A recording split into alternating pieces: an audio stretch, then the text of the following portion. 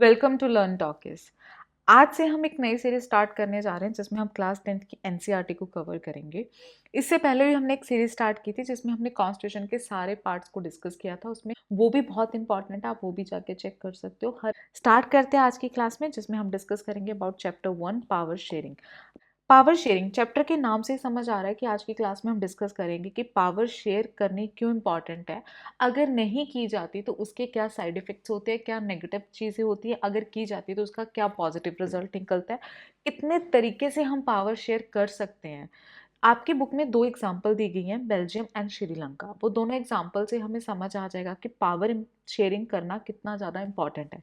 सबसे पहले हम समझेंगे बेल्जियम के बारे में। तो अगर हम बेल्जियम की बात करें तो यूरोप का सबसे छोटा कंट्री जो आ जाता है वो बेल्जियम है। हरियाणा से भी बहुत छोटा आ जाता है। उनकी जो पॉपुलेशन है वो हरियाणा की पॉपुलेशन से हाफ है। इतना छोटा कंट्री है। अब वहाँ की अगर पॉपुलेशन की बात की जाए तो सबसे ज़्यादा जो लैंग्वेज बोली जाती है वहाँ पे डच बोली जाती है 59%। और ये जो पॉपुलेशन है, ये जो ग्रीन एरिया है यहाँ पे रहती है, जिस पार्ट को फ्लेमिश बोला जाता है।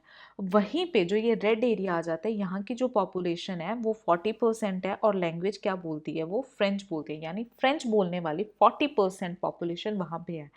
तो यहाँ पे हमें क्या समझ आ रहा है कि जो फ्लेमिश एरिया है, जो डच बोलने वाले हैं, उनकी जो पॉपुलेशन है वो मेजॉरिटी में है और जो फ्रेंच है उनकी पॉपुलेशन मिनॉरिटी में है। उसके अलावा ये छोटा सा यहाँ पे जो एरिया जिसमें लाइन दिख रही है, वहाँ पे 15% जो पॉपुलेशन है वो जर्मन है। वो जर्मन लैंग्वेज बोलने वाले आ जाते हैं। और यहाँ पे जो एक छोटा सा दिख रहा है, ये कैपिटल है बेल्जियम की। जैसे इंडिया की कैपिटल दिल्ली है, वैसे ही बेल्जियम की जो कैपिटल है वो है ब्रुसेल्स। यहाँ की पॉपुलेशन है जो 80% है फ्रेंच बोलती है, 20% डच बोलती है। यानी कंट्री की बिल्कुल ऑपोजिट कैपिटल हो जाती है। जहाँ पे डच बोलने वाली पॉपुलेशन ज़्यादा थी कंट्री में, यहाँ पे वही 20% हो जाती है, मिनॉरिटी में आ जाती है। अब इसके कंपेयर अगर देखें हम श्रीलंका को, तो यहाँ की जो पॉपुलेशन है वो भी लैंग्वेज के बेसिस पे डिवाइड की गई है। उनके पार्ट्स, उनका एरिया जो है डिवाइड किया गया है। 74% जो पॉपुलेशन है वो सिन्हाला बोलती है और जो 18% है वो तमिल बोलती है। और ये 18% भी दो पार्ट्स में डिवाइड है। जो ये रेड वाला एरिया आ जाता है, यहाँ की जो पॉपुलेशन है वो जो तमिल बोलती है 13% है और वो श्रीलंकन तमिल्स आ जाते हैं। और ये जो ब्राउन एरिया है, यहाँ पे जो तमिल बोलने वाले लोग हैं वो 5% है और वो इंडियन तमिल्स हैं। उसके अलावा छोटी छोटी जो डॉट्स है, यहाँ पे मुस्लिम्स रहते हैं और 70% क्रिश्चियंस हैं जो दोनों लैंग्वेज बोलते हैं, सिन्हाला एंड तमिल। तो ये दोनों जो कंट्रीज़ के हमने एग्जाम्पल लिया, यहाँ पे हमें क्या समझ आ रहा है कि यहाँ पे बहुत ज़्यादा डाइवर्सिटी है। अब यहाँ की जो गवर्नमेंट है, या तो वो डाइवर्सिटी को बहुत ज़्यादा अच्छे से मेंटेन करके रखेगी, या फिर वो पावर्स को ऐसे डिवाइड करेगी, ऐसे शेयर करेगी कि वहाँ पे कन्फ्लिक्ट अराइज हो सकते हैं। तो अब देखते हैं दोनों कंट्रीज़ की गवर्नमेंट ने कैसे अपने जो पावर्स हैं, अपनी गवर्नमेंट है, या कैसे पीस मेंटेन किया, कैसे डाइवर्सिटी को मेंटेन रखा था, वो समझते हैं। पावर शेयरिंग कैसे की उन्होंने, वो समझते हैं। सबसे पहले हम समझेंगे श्रीलंका के बारे में। तो जो श्रीलंका है उसे इंडिपेंडेंस मिलती है 1948 में। इंडिया के इंडिपेंडेंस 1947 को थी, उसके एक साल बाद श्रीलंका को इंडिपेंडेंस मिलती है। तो वहाँ पे जो इंडिपेंडेंट गवर्नमेंट फॉर्म की गई थी, वो उन्होंने एक टर्म निकाली, मेजॉरिटेरियनिज्म। मेजॉरिटेरियनिज्म का मतलब क्या होता है कि जो मेजॉरिटी है, जो वहाँ पे मेजॉरिटी में ग्रुप रह रहा है, उसे सारी पावर दी जाएगी।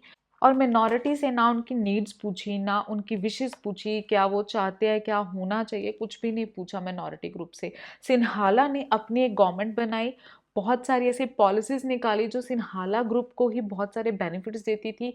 चाहे वो हम एजुकेशन की बात करें, चाहे हम जॉब्स की बात करें, वो ऐसी पॉलिसीज़ निकालते थे जो सारी की सारी बेनिफिट किसे दे रही थी, सिन्हाला ग्रुप को दे रही थी। अब आप खुद इमेजिन करो कि आप घर में भाई बहन हो और सारी जो बेनिफिट्स हैं वो भाई को मिले या बहन को मिले, तो आपको बुरा लगेगा, आप उस चीज़ के लिए लड़ाई करोगे। तो वैसा ही यहाँ श्रीलंका में हुआ कि जो मिनॉरिटी में ग्रुप आ रहा था, उन्हें लगा कि हमारे साथ बहुत ज़्यादा डिस्क्रिमिनेशन हो रहा है, हमको वो अपॉर्चुनिटीज़ नहीं मिल रही जो सिन्हाला ग्रुप को मिल रही है। तो उस चीज़ के लिए बहुत ज़्यादा कन्फ्लिक्ट अराइज होना स्टार्ट हो जाता है श्रीलंका में। तो वह डाइवर्सिटी मेंटेन नहीं कर पाते श्रीलंका गवर्नमेंट। तो 1956 में क्या होता है, सिन्हाला गवर्नमेंट एक एक्ट निकालती है और ऑफिशियल लैंग्वेज बना देती है सिन्हाला को।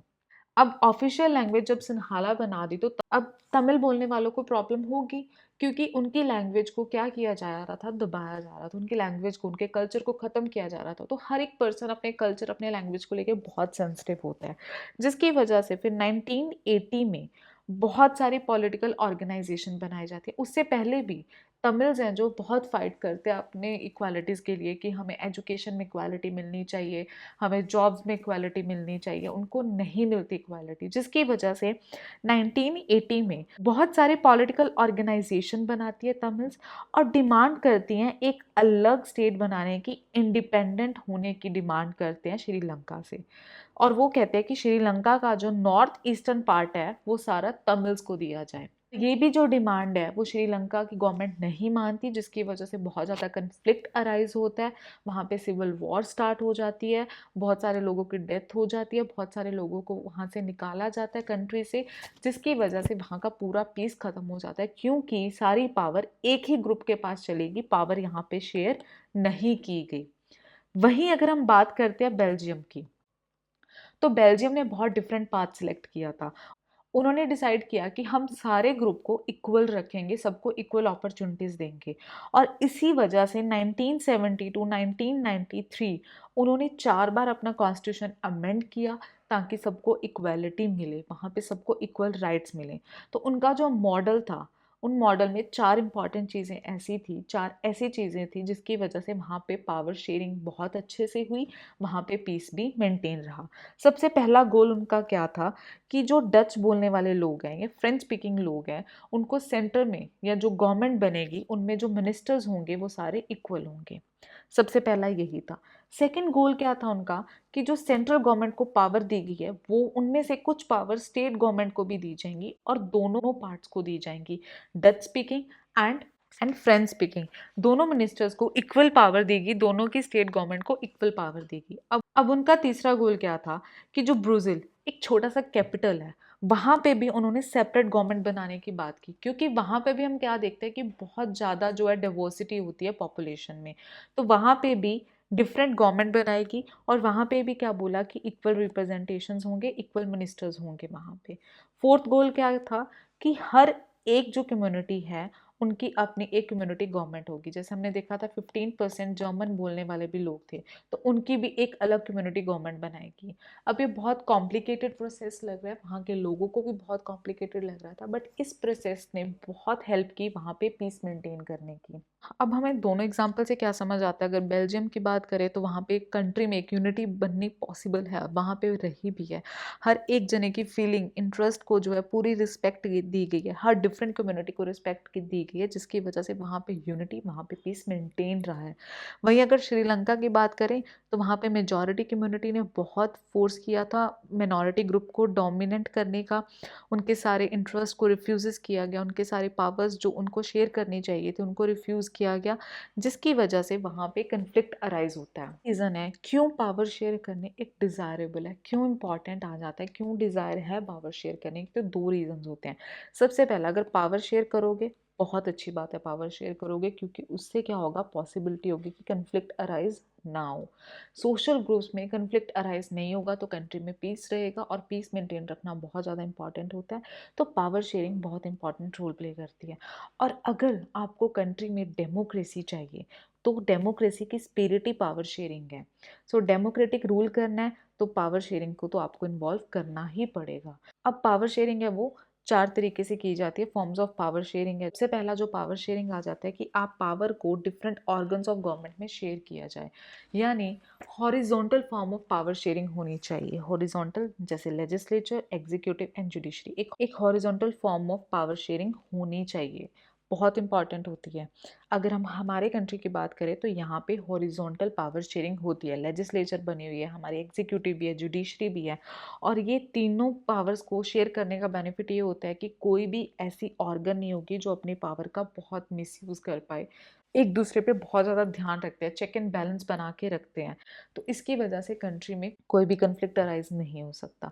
सेकंड आ जाता है जिसमें पावर शेयरिंग बोली जाती है कि आपको डिफरेंट लेवल पे करनी चाहिए, यानी वर्टिकल फॉर्म ऑफ गवर्नमेंट भी होनी चाहिए, जिसमें सेंट्रल गवर्नमेंट अलग होती है, स्टेट गवर्नमेंट अलग होती है, लोकल सेल्फ गवर्नमेंट अलग बनाई जाती है। थर्ड जो आ जाता है कि फॉर्म ऑफ पावर शेयरिंग, वो ये बोला जाता है कि डिफरेंट सोशल ग्रुप्स हैं उन्हें भी पावर दी जाए, चाहे वो रिलीजियस के बेसिस पे हो, चाहे वो लैंग्वेज के बेसिस पे हो। हर एक जो सोशल ग्रुप है उन्हें पावर मिलनी चाहिए, उनके साथ पावर शेयर होनी चाहिए। जैसे बेल्जियम में कम्युनिटी गवर्नमेंट बनाई गई थी, चाहे वो 15% जर्मनी थी, जर्मन लैंग्वेज बोलने वाले थे वहाँ पे, बट उनके लिए भी एक गवर्नमेंट बनाई गई थी। ये सबसे बड़ी एग्जाम्पल, बहुत अच्छी एग्जाम्पल है कि आप सोशल ग्रुप्स में पावर्स को डिवाइड करो।